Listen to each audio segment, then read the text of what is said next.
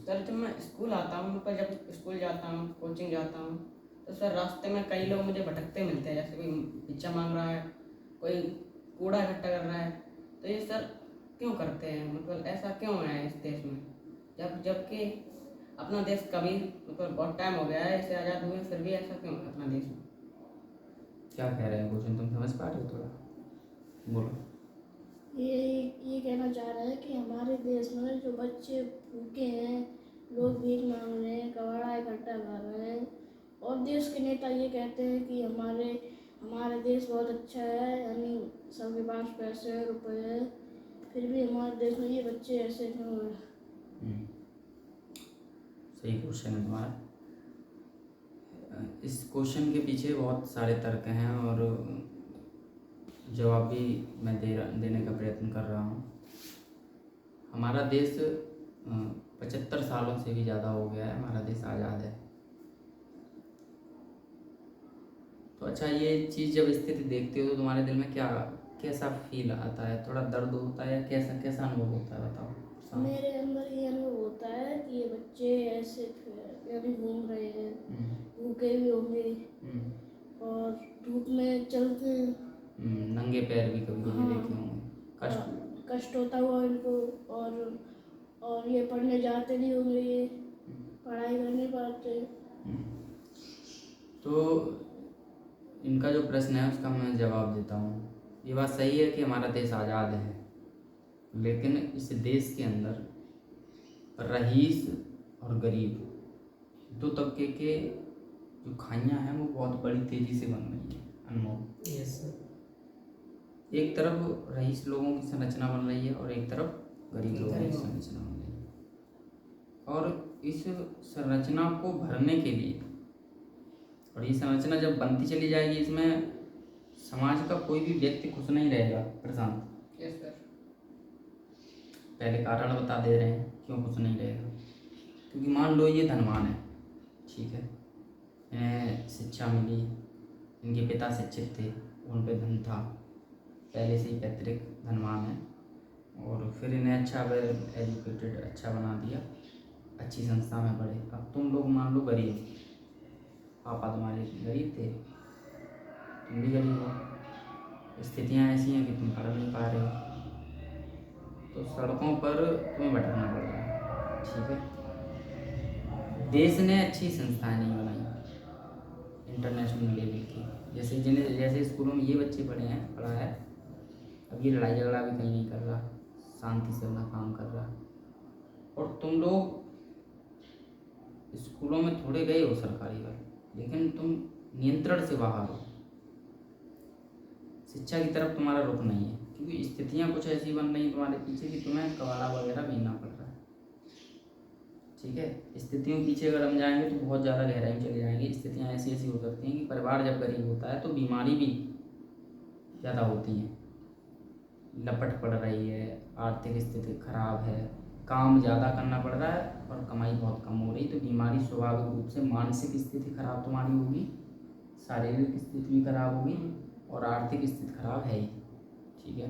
तो हर तरीके से प्रताड़ित तुम लोग हो रहे हो, और ये स्वस्थ है, धन की कोई कमी नहीं, अच्छे स्कूल में पढ़ा, तुम पढ़े हो नहीं, ठीक है। अब इससे क्या होगा कि सबसे पहले कारण बता दें, इससे नुकसान कितना है देश को। अब तुम्हारे अंदर कभी कभी विचार ये आएगा, मतलब जब स्थितियाँ ऐसी बनेंगी तो तुम कमाई से अगर अपना पालन नहीं कर पाओगे, तुम गलत ट्रैक लेने में थोड़ा सा सोचोगे, अंदर से ही प्राकृतिक गुण होता है, सोचोगे थोड़ा, लेकिन ज़्यादा नहीं सोचोगे, क्योंकि तुम्हारी कोई इज्जत नहीं है समाज में, समझ रहे हो। चोरी भी करना कोई बड़ी बात नहीं होगी तुम्हारे लिए। तो तुम ऐसे जो संस्थाएं होंगी, ये लोग, तो तुम लोग ये जो संरचना है जितनी भी हमारे नीचे, ये संरचना इन लोगों पे अटैक कर सकती है, ठीक है। क्यों? क्योंकि स्थितियाँ ऐसी हैं, घर परिवार चल नहीं पा रहे हैं, इज्जत मिल नहीं रही है, तो हर चीज़ की चाह हर एक व्यक्ति को होती है। क्यों? Yes sir. अब गलती इनकी भी नहीं है, ये तो जन्म ले लिया, इनको क्या पता कि पीछे क्या होता रहा, ये अपना काम कर रहे हैं। इसलिए खाइयाँ बन रही हैं गरीब तबके में, मध्यम तबके में और हाई स्थिति वाले, तो दोनों के विरोधाभास चलेगा। और ये खाइयाँ इतनी मतलब इतनी विचित्र बनती जा रही हैं कि हर घर में, क्योंकि हर जगह पे गरीब और रईस होंगे, विरोधाभास चलेगा, लड़ाइयाँ पैदा हो जाएंगी। Yes sir. और ये कारण देखेगा फिर राजनीति में भी। राष्ट्रनीति छोड़कर फिर हम राजनीति पर आ जाएंगे। राष्ट्रनीति मतलब राष्ट्र का निर्माण, एक खुशहाल राष्ट्र, ये धारणा होनी चाहिए।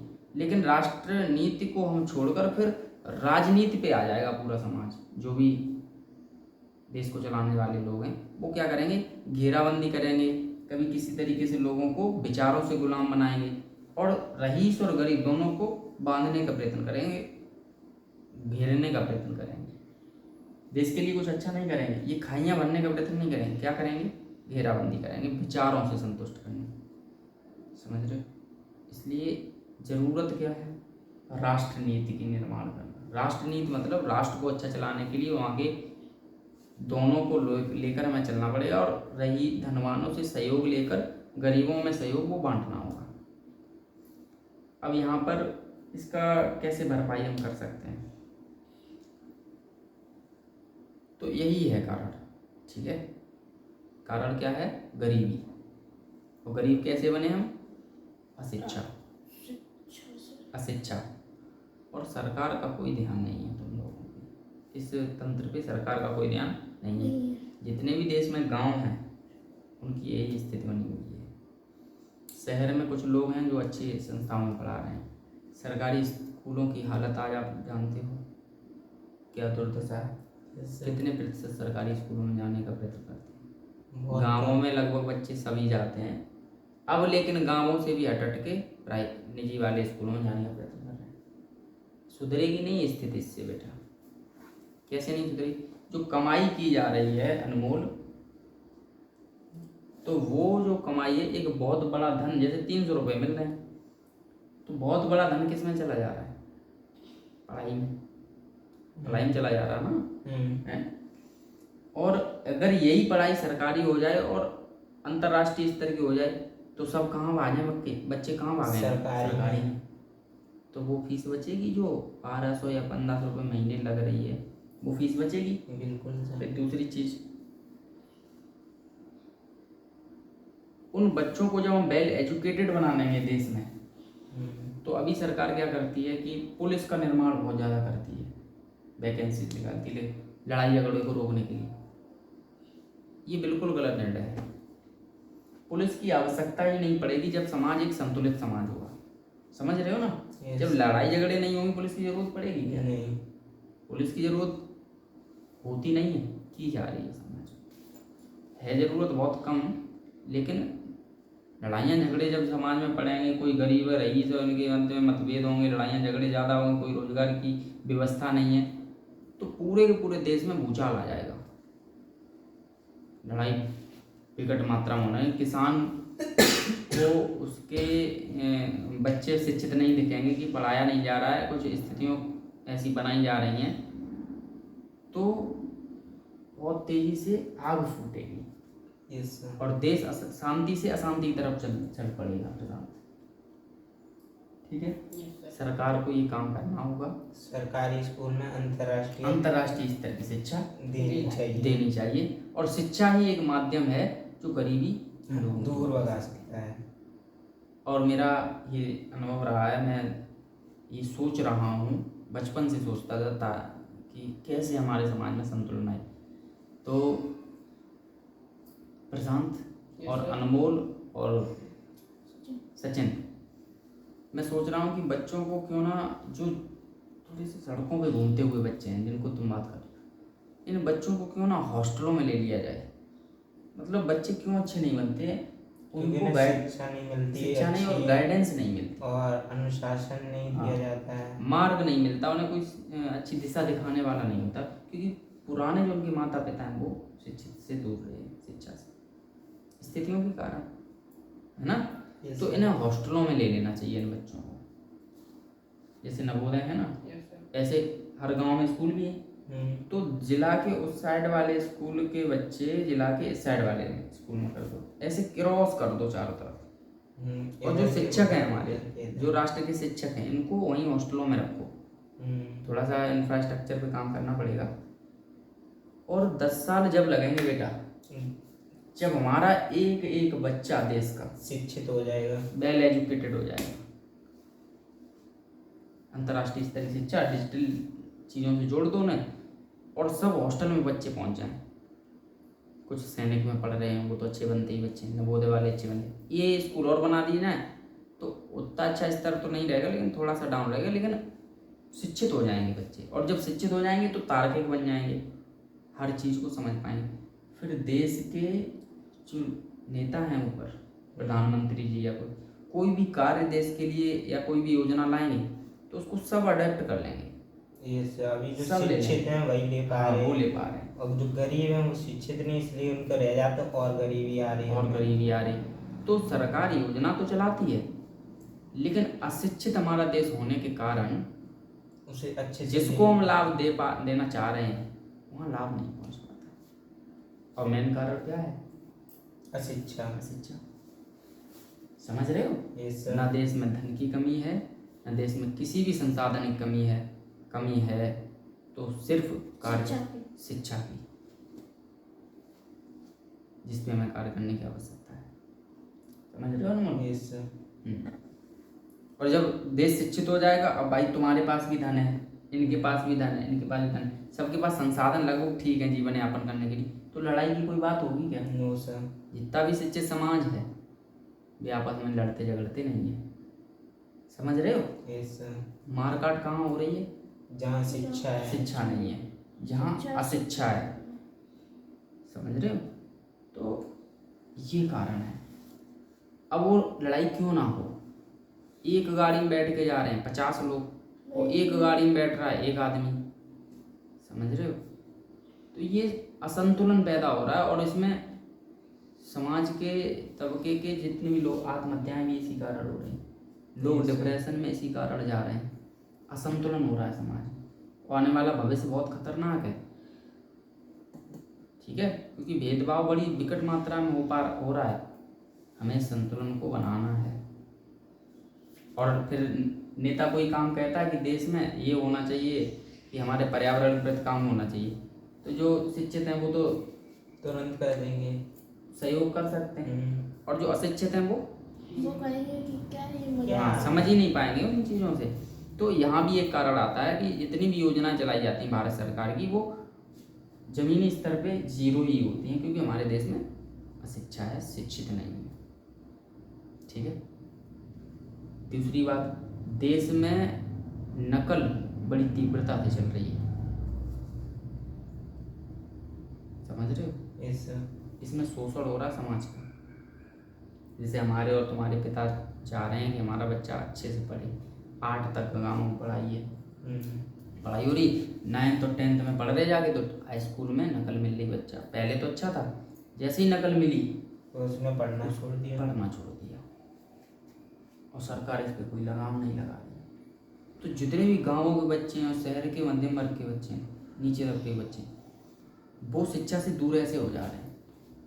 और जैसे ही दूर होते हैं बेटा, सुनो तो, पास हो गए नकल से, घर पे बताया नहीं, नकल नहीं मिली, उनकी आदत खराब कर दी। जैसे ही आदत खराब हुई तो इंटर में भी वही करेंगे, वही है, वहाँ भी मिल रही, लेकिन नकल के रुपए लग रहे हैं। मतलब शिक्षा हो रही है इधर कम, धन बढ़ रहा ज़्यादा, प्राइवेट स्कूल वाले धन लेते ज़्यादा, और शिक्षा मिल नहीं रही। समझ रहे हो? अब आगे चल के होगा क्या, बीएससी में भी यही हालत होगी, जब पढ़ने की आदत खराब कर दी बच्चों की। अब हम पढ़ना नहीं चाहेंगे, हम क्या चाहेंगे, वही चीज़ मिल जाएगी, नकल। सब बीएससी में भी यही हो रहा, बीए में भी यही हो रहा, सब स्कूलों में यही चल रहा है। समझ रहे हो? सरकार का इस पे कोई, शिक्षा पे कोई ध्यान नहीं। जिस पे सबसे ज़्यादा 100% ध्यान देना चाहिए बेटा, उसी पे ध्यान नहीं, उस पे बिल्कुल ध्यान नहीं, बाकी चीज़ों में ध्यान है। सब तहस नहस हो जाएगा देश में अपने आप ही। शिक्षा मुख्य है, उस पर तुम्हारा ध्यान नहीं। विश्व में और लोगों को शिक्षा पर सबसे ज़्यादा ध्यान है, यस, हमारे देश में उसी पे ध्यान नहीं, तो सब तहस नहस हो जाएगा ना। हैं। Yes sir. हाँ, अगर सर शिक्षा होगी भारत में तो टेक्नोलॉजी आएगी। हम अभी विदेश से खरीद रहे हैं टेक्नोलॉजी। अरे हमारे तबके को हम कचड़े में लेके जा रहे हैं, नकल चला के। हम अपने पूरे उत्तर प्रदेश की क्या हालत है, गंदगी की तरफ लेके जा रहे हैं। जब हमारा अपना टैलेंट हम खराब कर दे रहे हैं, अब तुम लोग पढ़ोगे नहीं तो टैलेंटेड बनोगे क्या? नहीं बनोगे। तो हम टेक्नोलॉजी निर्माण कौन करेगा? जब तुम पढ़े ही नहीं तो अब कर ही नहीं पाओगे। फिर हाँ, फिर तुम कोई भी चीज निर्मित हो रही देश में, वो विदेशियों से खरीद खरीद के देश के अंदर लाओ। मतलब उन्हें धन ज्यादा दोगे। समझ रहे हो? टेक्नोलॉजी देश में इसलिए कमी है क्योंकि हमारे यहाँ शिक्षा पे कार्य इंटरनेशनल लेवल का नहीं किया जा रहा। लोगों को शिक्षा से ऐसे करके साइड किया जा रहा है। हम सरकार सवालों से भाग रही है, बच्चों को तैयारी नहीं कर रही। अपनी जिम्मेदारी किसे दे रही है? दूसरों को भेड़ दे रही है। समझ रहे हो? Yes sir. और निजी संस्थाएं काम तो कोशिश करती हैं, लेकिन उनको जब धन ठीक ठाक मिलने लगता है, लक्ष्य से भटक जाती हैं। तो सोचते हैं धन आ रहा है फिर क्यों ध्यान दें। समझ रहे हो? लेकिन सरकार को इसको अपने तंत्र के द्वारा ध्यान देना होगा, बड़े चढ़ के ध्यान देना होगा, नकल को रोकना होगा ताकि बच्चे अच्छे बने। और जब बच्चे अच्छे बनेंगे समाज अच्छा बनेगा, समाज अच्छा बनेगा तो हमारे यहाँ टेक्नोलॉजी होगी, सब कुछ होगा, हमारा देश महान बनेगा, अच्छा बनेगा। ठीक है बेटा, समझ आ गया। तो शिक्षा और गरीबी का कारण भी यही है, शिक्षा ना मिल पाना उन बच्चों को। जैसे हर चीज का कारण है शिक्षा। देश में कुछ भी कार्य जो गरीब नहीं कर पा रहे उनके पास शिक्षा नहीं है, शिक्षा ही नहीं है। शिक्षा से वंचित हो जाएगा तुम कैसे तर्क करोगे, कैसे अपना हक मांगो, कैसे तुम अपनी चीजों को लोगों के सामने रख पाओगे। और ये घातक साबित होता है बेटा। Yes sir. मैं इसमें देखना कितनी बड़ी समस्या रहती है। लोग भले ही शिक्षा से दूर भगा रहे हैं बच्चों को, उससे कष्ट कितना है। मेरे यहाँ काम करने आए तुम दोनों लोग, मैं हूँ शिक्षित, ठीक, तुम दोनों को काम करने वाले नीचे। मैंने कहा बेटा ऐसे ऐसे ऐसे कर लेना, तुमने हाँ तो कर दिया रोजगार में लेना है इसलिए, और मैंने बताया ऐसा और तुमने कर दिया वैसा।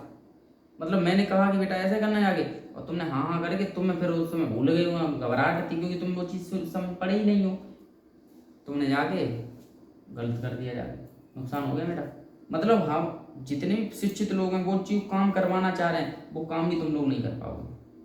देश में अशिक्षित अगर ऐसी लेबर बना लेंगे अपने यहाँ, इससे रोजगार भी बहुत अधिक हो जाएगा, रोजगार की कमी हो जाएगी। अब हम लोग क्या कर रहे हैं, शिक्षित नहीं कर रहे। अब शिक्षित हो जाए तो हमने जो काम तुम्हें बताया तुम भी कहोगे यस सर हम कर लेंगे काम, और एक अच्छा काम करके दोगे तो कौन हटाएगा तुम्हें। समझ रहे हो? तो हमारे भी टेंशन नहीं होगी, हम किसी और को और काम कर लेंगे तब तक। अब यहाँ पे तुम लोगों में ही उलझे समझाने में ही, तुम लोगों को ट्रेंड करेंगे तब तक हमारी 4 साल ही निकल रही हैं। समझ रहे हो? Yes sir. ये पहले से ही अच्छे शिक्षित हो गए आएंगे तो ट्रेंड करने में कम समय लगेगा, हमारा समय कम खर्च होगा और काम होगा ज्यादा, हम पूरे विश्व को टक्कर दे पाएंगे।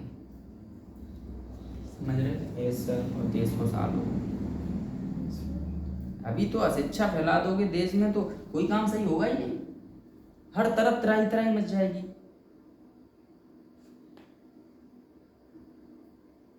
समझ रहे हो? फिर जो कुछ लोग हैं वो जनता को गलत मार्ग पर लेके जाएंगे। समझ रहे हो? घेराबंदी करने के लिए, घेराबंदी करने की जरूरत नहीं है। तुम प्रधानमंत्री अच्छे हो, देश का विकास करना चाहते हो, तुम्हें किसी को घेरने की जरूरत नहीं, विचारों से संतुष्ट करो, काम करोगे देश के लिए, देश सहयोग करेगा। Yes sir. समझ रहे हो? Yes sir. फिर तुम्हें कोई भी ऐसे जुमले फेंकने की जरूरत नहीं पड़ेगी, ऐसी चीजों को फेंकने की जरूरत नहीं पड़ेगी जिससे लोग मानसिक आगे आने वाले समय में मानसिक गुलाम हो जाएं। अभी देश की यही हालत है, देश मानसिक गुलामी के पद पे बहुत तेजी से भाग रहा है। इसको जगाना पड़ेगा हम लोगों को। और सहयोग कौन करेगा? आप लोग। कौन करेगा? जो शिक्षित लोग हैं वही, वो सब सहयोग करोगे और आप लोग सब सहयोग करोगे इस राष्ट्र को आगे बनाने में और एक सुंदर संरचना बनाने में देश खुशहाल होगा और एक दूसरे के साथ मिलकर आगे बढ़ेंगे। ठीक है, भुखमरी से निदान करेंगे। हमें राशन जो दे रहे हैं ना, वो हक के साथ लेंगे। फिर वो राशन देना गलत नहीं है, लेकिन हक देना, उन्हें मजबूत भी तो करो, वो अपने अधिकार, अपनी चीज़ें शक्तिशाली बन जाए, ताकि हम ना भी दें तब भी उनका जीवन बच जाए। मजबूती के साथ चल सके। कब तक हम ऐसे चलाते रहेंगे उनको? उन्हें अपना मजबूत, उन्हें उनकी शक्तियाँ दे दो। गरीबों को, उन लोगों को शिक्षा दे दो, मतलब शिक्षा ही शक्ति है, उनकी शक्ति दे दो। और जब शक्ति मिल जाएगी तो सब अपना अपना कर लेंगे और देश में सहयोगी बनेंगे, है ना। जय हिंद साथियों। ठीक है।